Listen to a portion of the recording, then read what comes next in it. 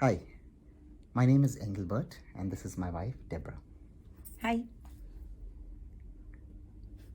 You need to ask me the question. I have to ask you the question. Yeah. But you told me you're asking me first. No, you ask me first. I have to ask you first. Okay, well, yeah. You are going to ask. No. Oh, I have to ask you. Yeah.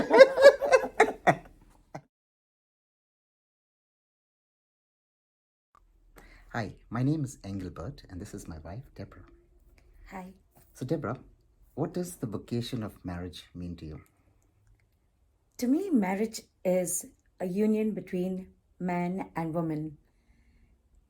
It is a commitment of love and togetherness till death do us part.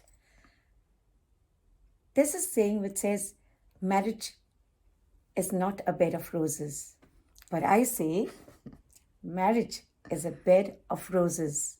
Why? Because it's beautiful. Roses are beautiful and wonderful. But the rose has a stem which has thorns. So in marriage, you have challenges, ups and downs, good times and bad times, happy times and sad times, And I think conflicts. um, a rule that we have in our family is what is it? From the letter of Ephesians. From the letter of the Ephesians, which says, never let the sun go down on your anger. So we have a rule that even if we get angry with each other, we don't go to sleep until we reconcile. And we've kind of taught that to our children also. So I remember once Debra and I had a bit of an argument. I can't even remember what it was. And we were going to bed, and Gabriel and Nathan both come and they sit on the bed. And they say, Daddy, Mommy, you'll have to talk to each other. I said, no, I don't need to talk to her. So they kept sitting there until we spoke to each other, we kissed and we made up, and only then did they leave the bedroom. So I think that's one of the amazing things about marriage. You have children, and then you share your life not just with your spouse, but also with your children. I guess the next question for us is, what have been the highlights of our marriage? What has been the highlight for you? Love?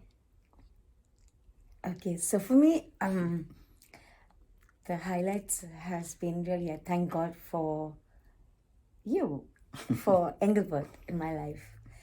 And why I say he's very charming, handsome, and very romantic.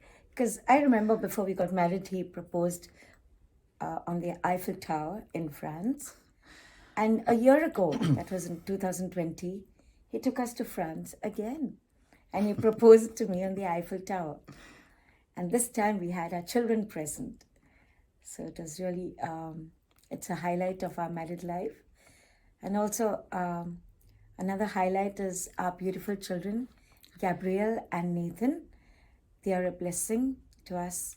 They're both unique and they're so special in their own ways. We just thank God for them. And yes, I have a third highlight. I thank God for our families. Yeah, our parents, our So I think brothers, sisters. they say when you get married, you don't just marry a person, you marry a family. And I think for us, family is so very important. My family back in India and my brothers in Abu Dhabi and London, and staying close to our family and helping each other always is such a very important part for us. And it's so wonderful for us in New Zealand that most of Debra's family is here, her brothers in Canada, but we're always there for each other to support each other and to help each other. And that is one of the most wonderful things, I guess. When you marry, you really marry not just a person, but you marry a family. Final question. So, how did you know you were called to the vocation of marriage? I'll answer that first, okay? So, well, I came to know when I fell in love with Debra. And it happened kind of all of a sudden. I didn't really know. I wasn't really attracted to her, but suddenly I realized that I was in love with her. And I think our friends we used to sing with this choir in India called the Stopgap Choral Ensemble, and we were part of that choir. And I think my friends knew that I had fallen in love with her before I knew. but it just happened, and I think it's a blessing from God that I fell in love with Debra, and that's how the vocation of marriage began. Well, I would say the same thing because I used to treat Engelbert as my brother. We were both singing in the choir. And she wanted to become a nun.